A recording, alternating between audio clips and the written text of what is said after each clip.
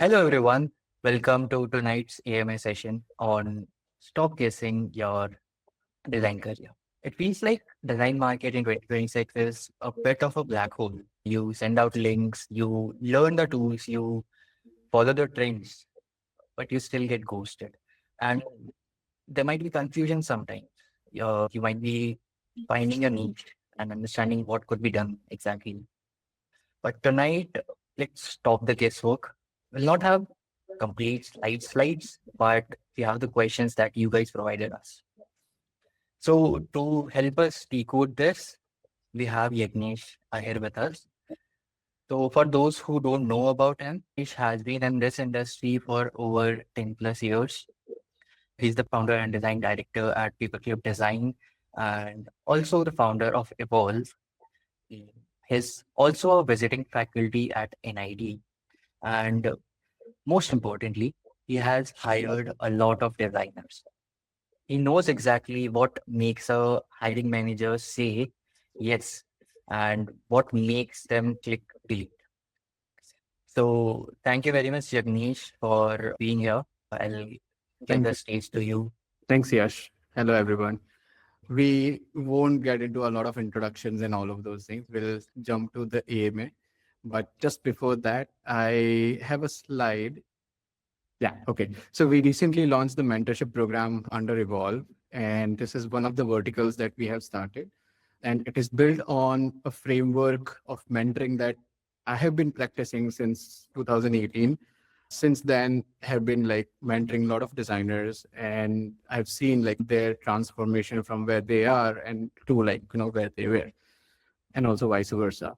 And used all the learnings from that framework and have created this program which takes around like 5 weeks, which is like 5 sessions, and it is focusing on these 4 stages that we have mentioned over here, but mainly it's more about finding your niche, because everyone has a niche. And right now in the crowded market that we are into, where there's a lot of supply and there's a lot of demand also, but then how do you find your place in this crowd through a process is what this entire program is about. And once we know that thing, there's also the entire portfolio making, which is not one, but specific to where you are applying and all. So we'll also talk more about it because some of the questions are related to that. You can scan the QR code, know more details about it. If you have like further more questions to it, reach out to Yash or the community that we have on Discord or WhatsApp. If you're not part of it, do join that. And let's get directly into AMA with the first question. Okay, starting with the first question. How do I get the confidence to actually commit to one specific design path? And how do I land that very first internship or job? Okay. It's a very good question, the first one. And this also relates to, a lot of T-shaped design careers and focusing more on that part of it also. So that topic is also connected to this one. But we won't get into T-shaped thingy. We'll try to be very specific to answering this specific question. So there is one major factor which will help you decide what to do. So first one is like first part of this question or the answer is, where are you in your design career? If you have just started, then you do not need to commit to one specific path. And what I'm understanding when you say design path, you are specifically talking about one of the proficiencies in the design, whether product design, industrial product design, or digital product design, or brand strategy design, any of these. And even within that, like, would you become a visual designer or motion designer, or would you focus on like doing usability testing and a lot of research activity, because that's also part of design? Or would you just stay focused on the interaction design, because eventually that's where you would be settling? So to start with, try to explore as much as possible, because one, there is a lot of benefit that you have in terms of the time. There's not a lot of liabilities that you have, but you have a lot of motivation, a lot of enthusiasm, because you have just started your career. There's so much that this entire world has to offer from design disciplines perspective. So try to learn all of that. Also, while you do that, try to learn how business is getting impacted through your contribution into that specific design path. Once you have done that, I think then you should think about committing to one of the path, which I call it as like settling down. So after 5 years or 7 years, or even after 3 years, you would have like enough confidence, enough clarity what you are doing, where are you, what kind of space you want to focus on. So right now, it's more like there's a lot. It's very cloudy. Try to explore all the different paths, and then eventually you reach to a clearer space. So you would only gain that confidence through the experience. Then, like there are no any other methods. This is purely from the perspective of what I have seen and what I have experienced personally.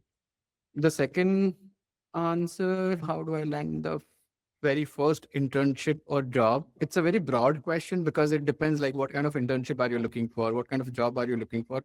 In general, you just need to understand the reality that you are not the only one who's applying for that specific internship or job. There are a lot of them, and there are a lot of them. Like normally, when we post a job post, we would receive more than 300 applications within like the first 15 days. Now, how do you stand out of that entire thing? So there's a lot of relevancy work. So market relevancy, job post relevancy, or the job role relevancy, and company relevancy. These are the three relevancy aspects that you should be focusing on, and then present your work in that way, so that even there is a machine which is learned, which is going through or which is filtering out all the resumes and the portfolios, you stay relevant because you have focused on being relevant to that company, that job role, and the industry. And there is way more detailed answer to this thing. You can connect separately for this also, but like saying highly relevant to that specific job role would give you that. Okay. Yeah. Moving on to the second question. I'm currently in university, but I feel like they aren't teaching us anything useful for the real world. What should I do? This question is by Niyati. Okay. I think it's not just her, but it's like most of the people who face this thing, because I think in one of the interactions at UID, I had asked somebody about one of the fundamentals in UX, which was related to, I think, information architecture or something around that.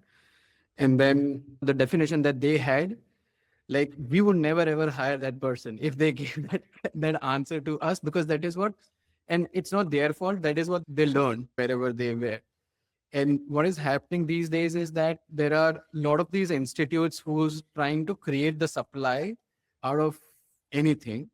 And that out of anything is these universities curriculum, which some of them they are really good, like NID, IDC in IIT Powai. That's great. IIT Guwahati has design curriculum which is really good. IIT Kanpur also, it's really good from design perspective if you want to learn interaction design. So there are institutes, even MIT, UPES, Dehradun. These are some of the institutes which are who has professors who are learned professors, and not somebody who just passed out from the same college or did something and then they landed at a college or at a university just to teach something directly from the textbooks. And I was afraid that nobody mentioned. I was actually shocked that nobody mentioned about Design of Everyday Things book, because that is one of the key fundamental books that you should be reading while in your first semester, or even before you get into the design college, that they never talked about some of the fundamentals that are mentioned in that book. Now, without knowing what is human psychology and understanding what is human behavior, you can't reach there. So what I'm meaning to say is that if you want to expand your knowledge and things that you are not knowing, one, try to find a mentor in either in an institute who has that kind of a knowledge, or you can find some mentors on ADP list or other places, but somebody to whom you can connect with and can guide you further into like what all things that you should be exploring. This is one of the optional thing that you can do. The other things that you can explore is, do not take the UX courses or the UI courses or the design courses which are less than 6 months, because that can't be taught in the keeping the fundamentals in mind. There is very good platform called interactiondesign.org. If you are a student, do subscribe to that. It's cheap for students, but they have a lot to talk about and a lot to teach about.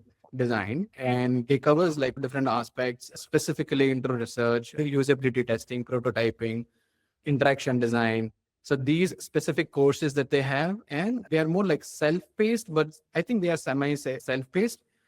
They are good fundamentally. The third and the most important part is also learning through a lot of books that are there. There are a lot of design books. And trust me when I say this thing, that I have learned way more than 10-year-old design books than something which was posted like in like today or recently, even though like it was a thesis or something, because you can't just write a book by sending a prompt into any field. You That person needs to do a lot of research and come up with their own perspectives to the fundamentals, and explain that how you can apply these fundamentals. So try to learn a lot from the books. There are a lot of design books which are there. I will highly recommend Design of Everyday Things by Don Norman, Emotional Design by Don Norman, Hooked by Neer Eyal. Eyal is Eyal. These are three great books that you can get started with. Don't Make Me Think is also another one, which is a really good read. Anything that you can read on human psychology or human behavior, that is going to be the basic fundamental for anything that you would get into designing. Yeah, sure. Okay, thank you. Moving on to the third question.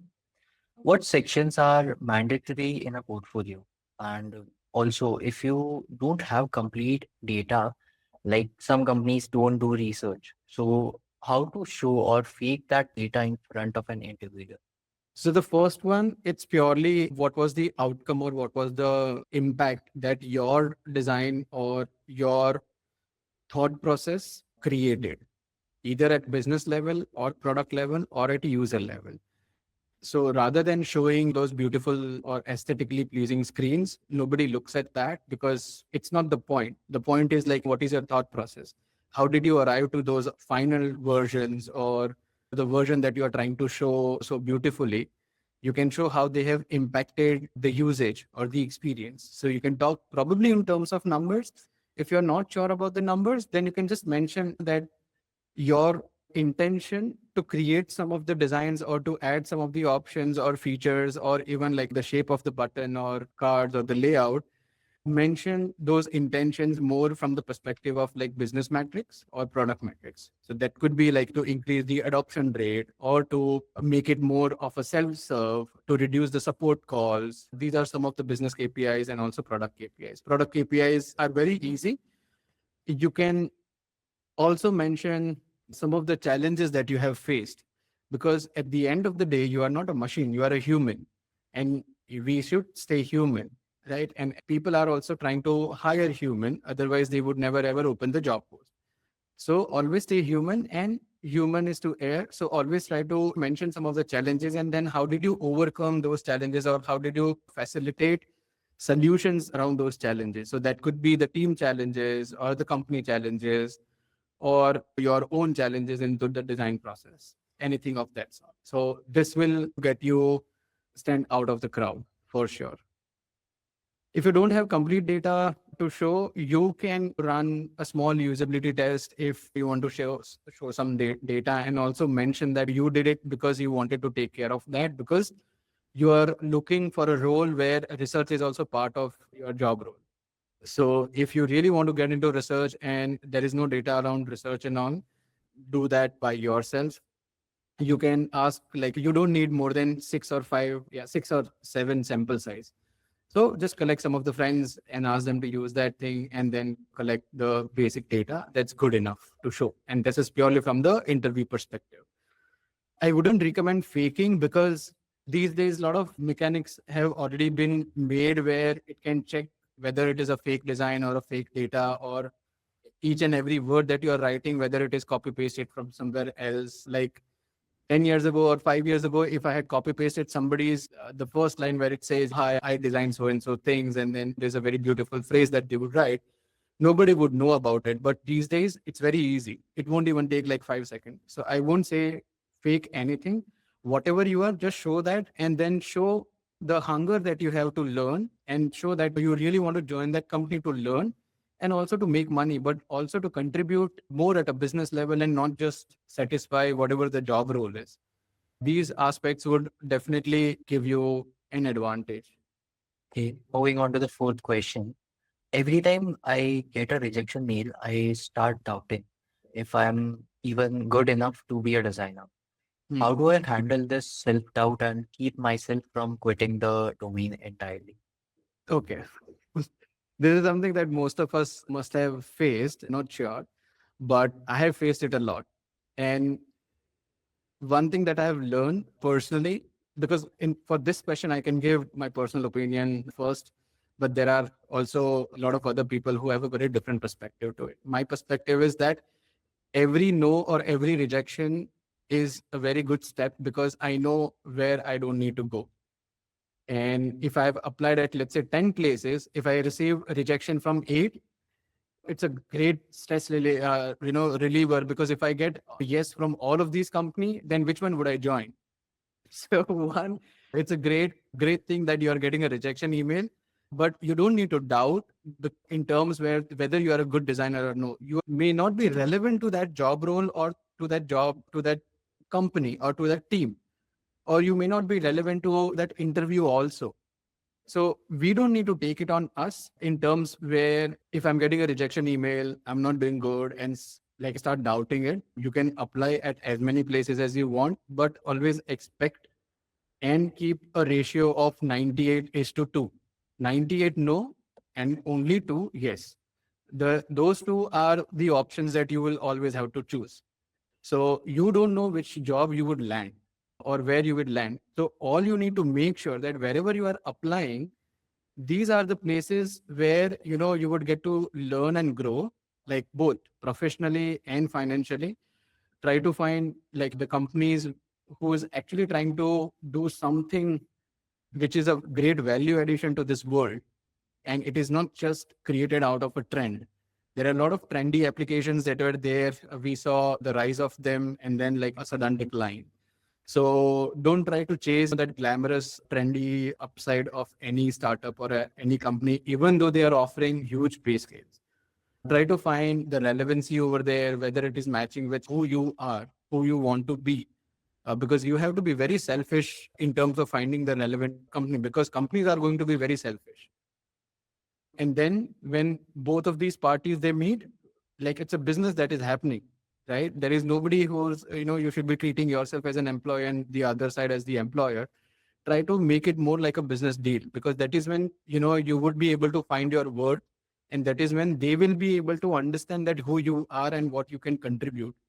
Like teams like Paperclip and Evolve, we always look for like designers who don't know just how to make beautiful screens, but they know why they are choosing that and how that is going to contribute to the overall growth or the product roadmap that we have or some of the KPIs that we have defined. And as long as you are communicating this thing, and even though after that you are getting a rejection mail, that's the best decision that you would be able to receive from them in your favor.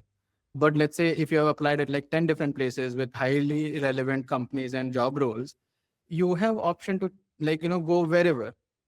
But then it's a different case when you're receiving rejection email from all the 100% companies that you have applied at. So then you need to work in terms of improving your portfolio, finding what is relevant to you. Also, probably like start learning more about yourself as a designer, what you wish to do it.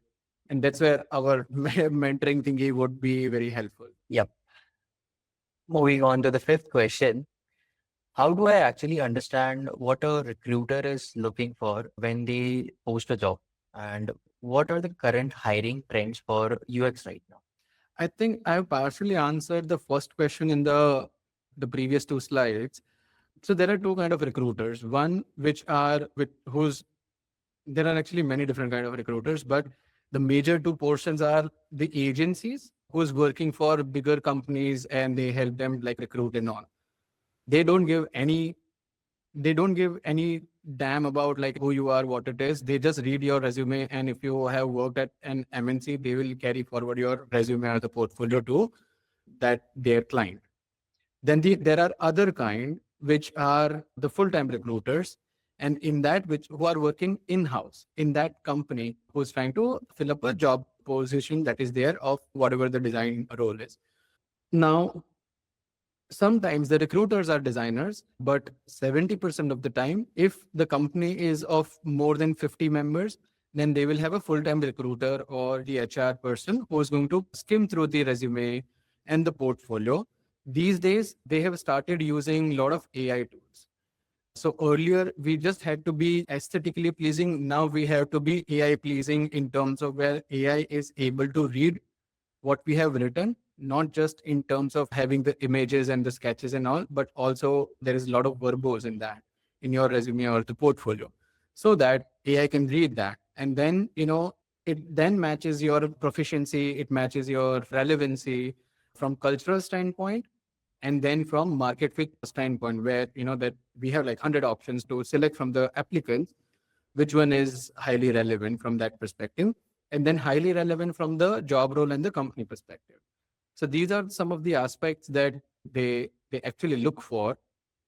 And either they would use the tools, AI tools and all, to skim through the whatever documents that you are sending across, or they themselves will do it. And they won't even spend more than 2 minutes. So you only have 2 minutes in your resume to stay relevant.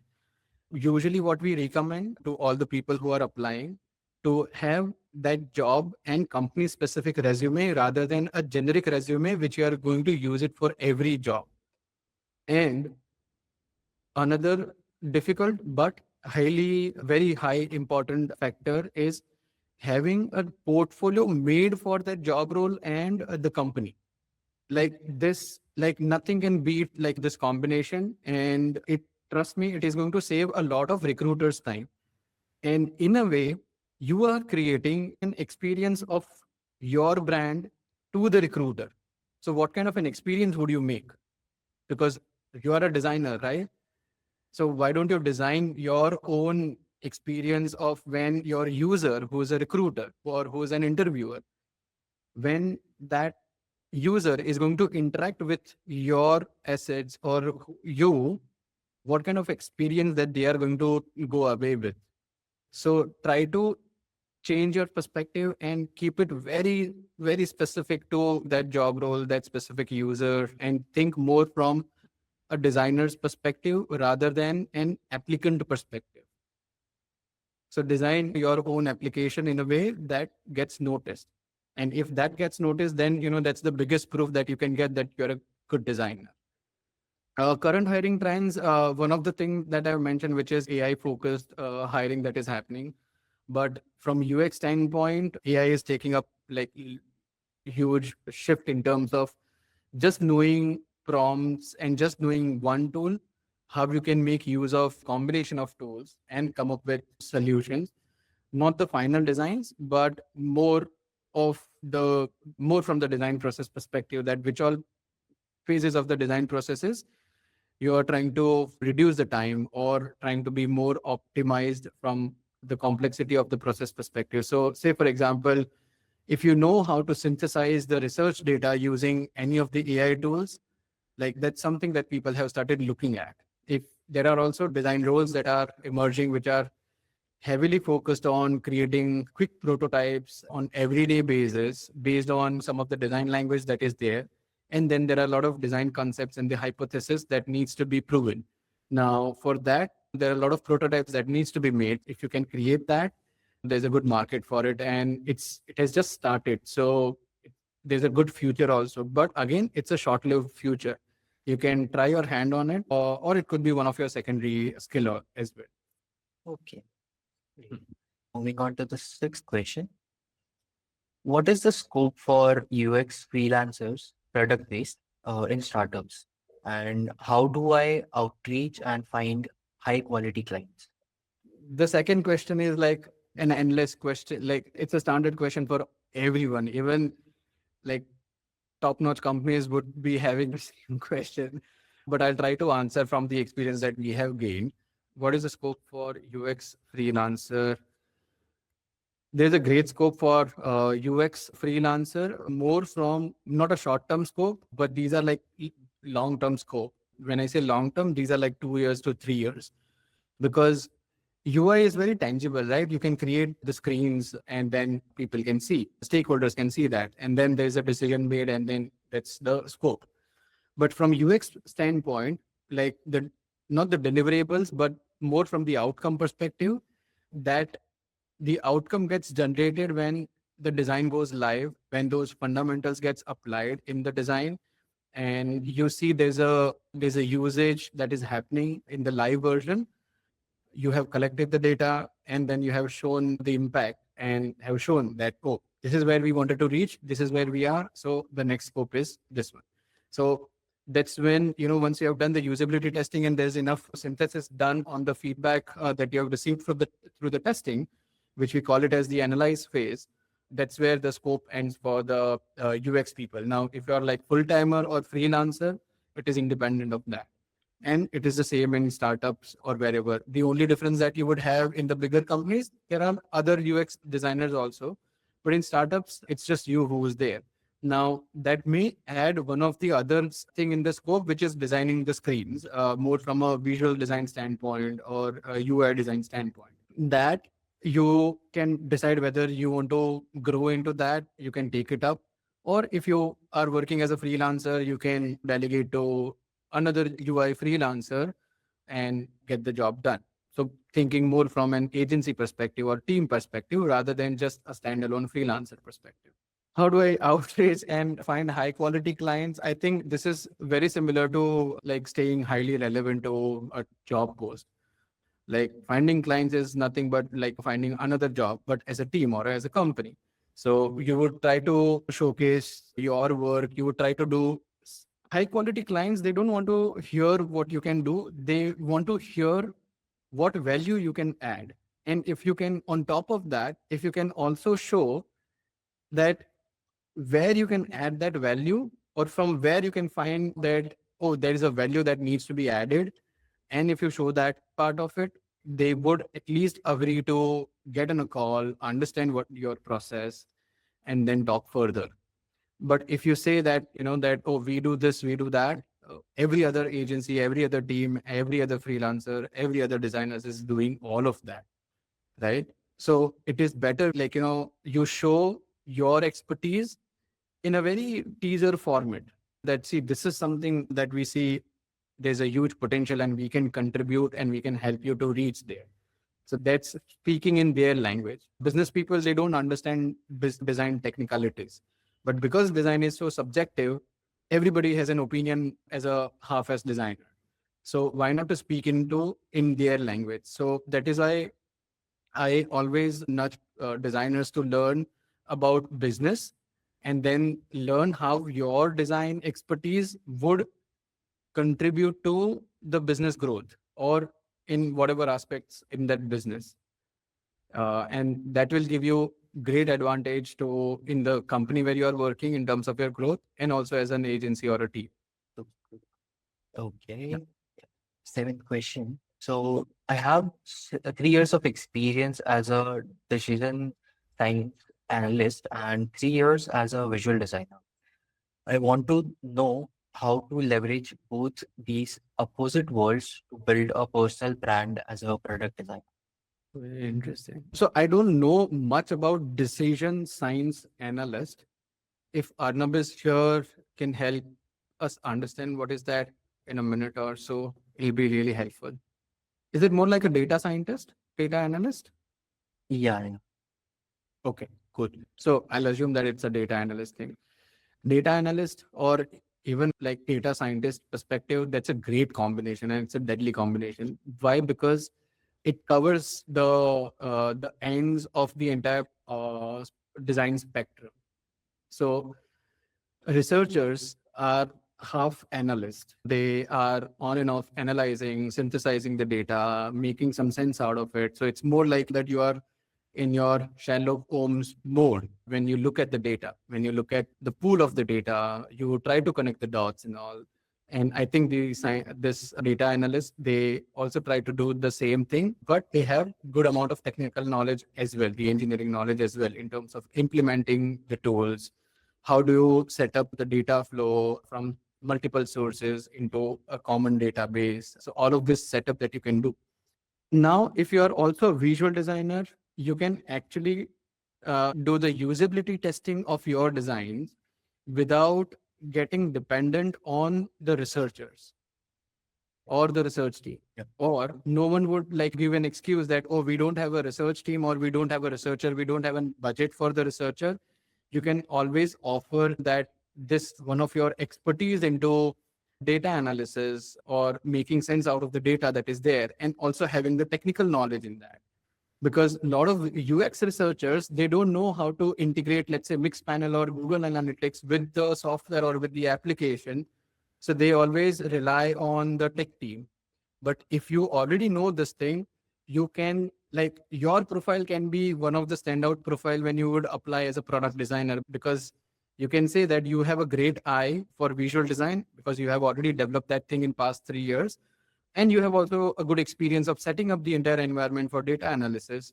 They are getting a visual designer as well as a researcher as a combo, and which we usually don't get that. So people, that's why they always try to hire UX and UI designer together.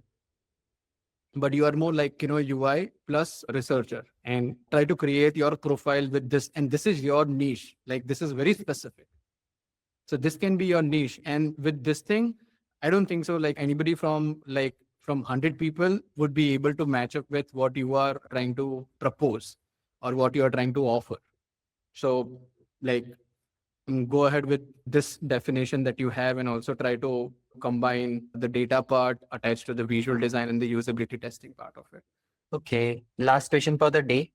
So I work as a museum designer, doing both concepts and execution.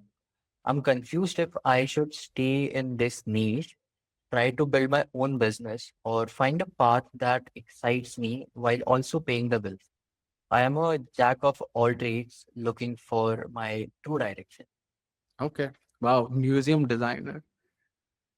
I would become a museum designer.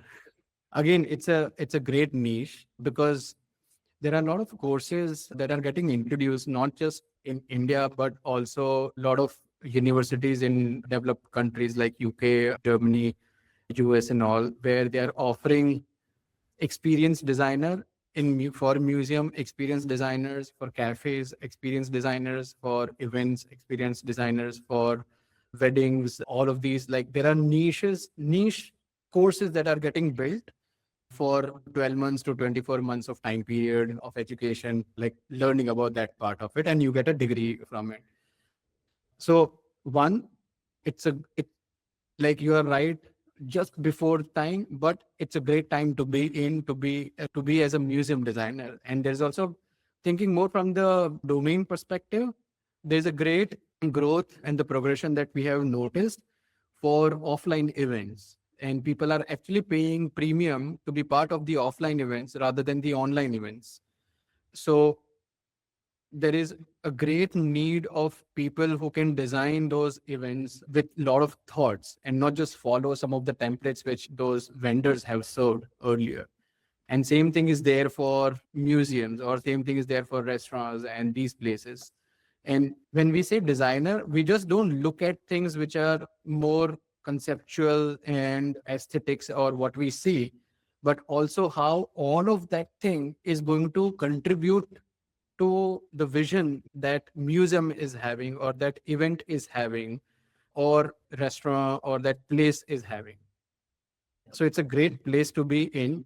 And I'm sure, like, there are a lot of jobs if you look for it, if you don't have it.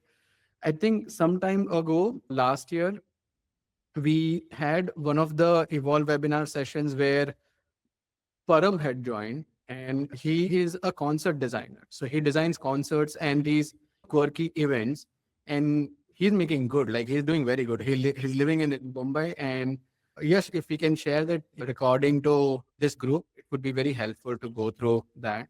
So he shares his experience, like his own process, and also how do we find clients in that space. So I think you would get a better answer from that talk rather from me, but I can speak more from a broader career perspective that if this is your niche, do continue this thing, because then you don't need to further on explore, and you can explore as much as you want within this niche. So you can be also a vendor into the museum because you are also a designer. So another source of income for you. Just like how architects and interior designers, they have vendors and they always recommend that, oh, use these vendors because we will get things done quickly and with better quality. And they get some commissions on that. So that's purely business. So that's a good source of income. Okay. Yep. Okay. Those were really fascinating answers. Coming on to the live AMA section, the floor is open for all of you. You can unmute yourself or write down your questions in the chat. And yep, I think there are few questions that people have posted. Should we go with those? yeah, sure, we can go off with them. Yeah, let's do that. Yeah, I think Kashish's question is already answered. We are having an interactive one. Can it be something like how the process shaped you as a designer during the initial years? Sorry, I did not get this. Akashi has mentioned, can it be something like how the process shaped you as a designer during the initial years? I think this was connected with a One of the question. questions, I guess. Yeah, yes. Akashi, would you like to? Yeah, actually, when that screen was on, na, about how something shapes you as a designer and you add challenges, right? Just a second. Just a second. Yeah. So I meant was Yagnesh was mentioning how what were the outcomes or what impact did you make as a designer? I wanted to know if there is no such direct impact as a graphic designer, but some kind of but how it shaped you, right? So can we add something like that? Ki Yeah. how it shaped me as a fresher designer when I was just out of college and it was my first design job, something like that. Yeah, you should do that. And that's what I meant that at the end of the day, we are trying to hire a human. So you have to show that you are human and you can also show that how have you grown in that job. And that's also a great value addition in your portfolio or in your resume if you wish to, mention that. Sure, sure. Understood. Thank you. Okay. So then there is Kashish who's saying due to NDA, my case studies are password proof, which is something that I do mention in my CV applying for the jobs. Does that reduce my chances of securing a job? One, you can reach out to either the clients or the team to whom that product or the solution belongs to and ask them that you would like to use some part of the case studies. So one, first create a case study which is a thorough one, which covers everything, and then send it over to the team and say like that how much can you use from all of that, or you can propose that I would like to use some portion of this. I have already removed or masked some of the information which is very private and which may conflict the NDA thingy. And you can mention the same thing whenever you are sending across your application as well. But based on their approval, you can include those parts. Now there are two scenarios. Either it would be like partially approved or like not approving anything out of what you are trying to propose. So in that scenario, try to highlight your learnings, even what Akashi was mentioning, that how have you grown as a designer, that you can mention about it. Some of the fundamentals that you have utilized. So let's say you have worked on, you have resolved one of the cognitive overload issue in that. Then how did you approach that? How did you solve that problem? So people are not trying to look at like exactly which application or which software you designed. They actually are like recruiters and the hiring managers, they usually look for how do you reach to a solution. And for that, like there is no NDA attached to it. You just need to show your process. You can use something similar to what you had designed. So that way you can still show something which is more tangible and communicate visually rather than just through the words. Because we as an agency, paperclip, we always face this thing because most of our work, like 99% of our work is like NDA side. So we can't actually show anything publicly anywhere. So there are two aspects. One where we try to document it in this way, and another whenever there's a call getting scheduled as an interview or as an intro call, we try to show it to them where there's no screen recording that is happening. And then we just communicate verbally that, oh, this is NDA signed, but we are just showing it for reference. Please do not use it anywhere unless we have approved it. Suppose I'm working in a company and they are paying. How can I get a good hike by showing a proper document? How can I answer in this situation? I'm working right now in tier 3 city, but wanted to switch in tier 1. Okay. I'm planning to shift to tier 3 cities, tier 1 city. But yeah, okay. Just, and this is a very good question actually, what Mrinal Sinha has asked. Do we have Mrinal? Yeah.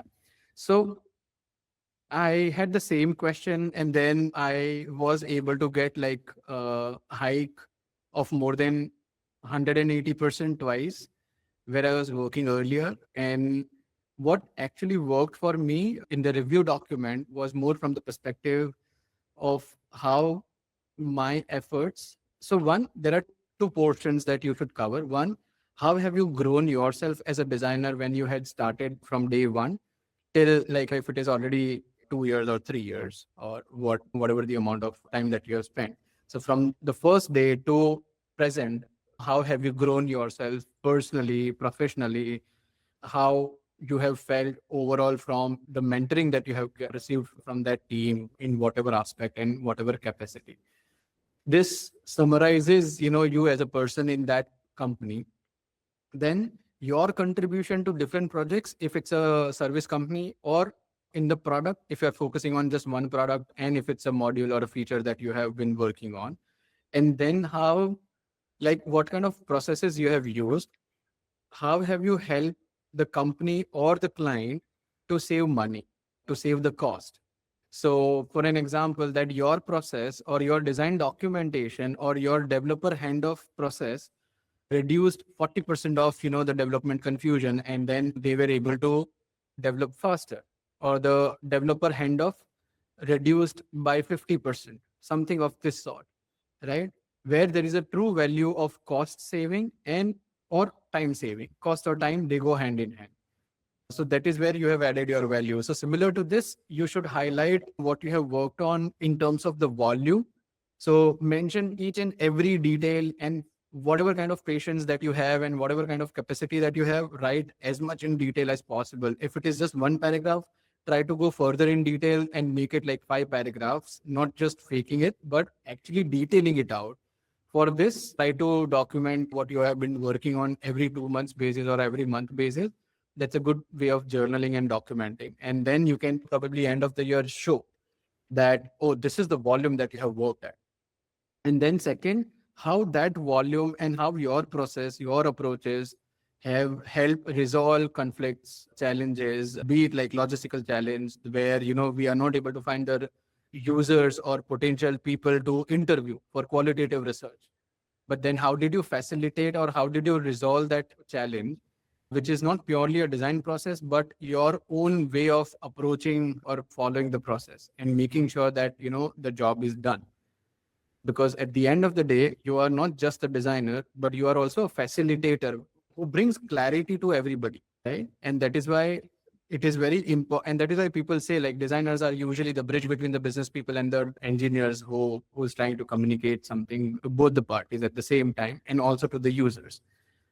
So try to show the aspect from business perspective, from team perspective, time and cost perspective. Thank you so much, sir. You got my answer. Thank you, sir. Yeah. Should I be in this niche or not for a long term? You should be on this thing for a long term, because long term only will give you that compounding effect, will give you a lot of good opportunities. And purely speaking from the personal experience, that museums, the kind of people who visit museums, you can create a very good network of yours with like knowing people. Like there could be like celebrities that who would be visiting, there would be like some leaders or the owners of the companies who would be visiting. So it's a great opportunity for you to also professionally network over there. And whoever so has like a good network, they will never ever be out of business or out of work. So that's a great opportunity that you can see as a museum designer more from a long term perspective. Okay. Yeah. We'll take the last question, Ritvik one. How to make cold mailing work for me? Because LinkedIn job posting isn't doing well. And for cold mail, is it better to reach out to HR or design manager? We have a running joke at one of the clients' place where cold mailing is like cold mailing is cold mailing. It will always stay cold. It will never turn into a hot lead. So don't do cold mailing, because it's just like shooting in the dark, and it also gives you a sign that you don't know what you really want. So rather than cold emailing, because cold emailing, you would be pushing it out to like a lot of people, the same message, just tweaked a little bit and little personalization in that. Probably try to take an approach where rather than sending out, those emails to 50 people or 20 people or 100 people, select only five, do some work for these five, mainly in terms of like, either do the teaser thingy that I was talking about earlier, try to do an audit if they have an application which is accessible publicly, or you can see if there are, you can go through the reviews also, Google reviews or app reviews, and like just do a quick research on that. You can use AI tool for it. Wherever there's a gap, you can just offer probably a solution to that. You do not have to design anything. You can just mention in terms of words, or probably just quickly sketch it up and send it across. And that piece would give you a good advantage, because cold emailing, every other like company and person is doing it. It won't give you any kind of an advantage rather than just being part of that crowd. So don't be part of the crowd. Just be different in terms of where you know what you are doing and you are very serious about that email that you are sending across. I have never ever responded to any cold email, like, to be very honest. Even if it is like beneficial to us, I have never ever responded to that, because what I feel is that they are not putting in efforts in even writing an email, which is, they are, which is a job that they are looking for. Then why should I even bother about that person who's not thinking about themselves? Why would they think about the work that they are doing or the company that they are working for? I'm being like very brutally honest over here, but this is what the psychology or the mentality that most of the recruiters or even people who are receiving cold emails, they have it. Okay. Thanks, Yagnesh. So I had just one follow-up question, just quick question. So the question is, I've seen people in the LinkedIn posting their work or related some post to create some brand or to stay relevant. But the problem is I don't really have that much time. So what I have is mostly visual sketches and all, which may or may not align. Like suppose I have made maybe any kind of illustrations kind of thing. Is it okay? Should I put it out there or should I keep it for my personal thingy? Only put out there those things which are professional looking and only help me create my brand. So you mentioned about illustrations, right? And if Yeah. illustration is what you offer as your expertise, and if you want to get a job into that or projects into illustrations, then definitely post that. You can post the sketches and also show that, oh, look at my process in just like three screenshots or just three screens that you can take pictures, and just say like work in progress. That could be just the caption or like wordings that you can have. You don't even have to express anything. You are right that, if you like, just to stay relevant, not just to stay relevant, but it's more like a fish market right now, this entire space. And whoever speaks, they get heard. And we have to keep speaking, but also it makes sense what you are speaking. So what you are showing, what you are displaying, like people build your identity based on that as well. So just try to make sure that whatever you are sharing, that is relevant to your expertise, that is something that you can talk about. If somebody asks that you had shared this thing, or you can say like, go through my one of this thing where I had posted one of the illustrations that I was working on more as a hobby thingy, because, or probably like more as a time pass. But then what I ended up creating was this really great illustration, which I'm really proud of. And I have like a few printouts of that, and people are liking it. So you can tell stories on it. So keep posting it, and but make sure that you can talk about that and not just something that you are handing it over to AI and then AI is creating something for you on your behalf and you are just posting it for the sake of it. No, it's my own work, but I was thinking it should be relevant if maybe I'm searching for something else. Maybe I'm searching for product design role, for example. In Yeah. that case, illustration is not relevant, right? But illustrations, I do like it's quick to do. It's fun for me. That's why I was asking. Because for someone for who is looking for product design role, it only my question is if someone is looking for product design roles, it's is it only relevant if they post something related to product design only, or they can post something else to stay visible? That was my question. You can post something else also. It all depends upon So what I had mentioned about that, when you are designing your own identity as a designer, you have to identify that what would become your identity. Okay. If you don't define your own identity, the crowd would define it. The audience will define it on their own. Okay. So you have to make sure at this time, right now, when like AI usage is so much, every minute, every moment, like a lot of AI tools are creating your identity, your profile. Oh, Rutvik is. But if you have not written it, it will define on its own, whatever it could find on the internet. So it's better that you only define it. Okay. Probably after 3 years, there are going to be like tools where you can go and just type your name and it will give you the entire summary of like who you are with depth and breadth of everything, like from personal aspect, professional aspect, your career aspect, and all of that.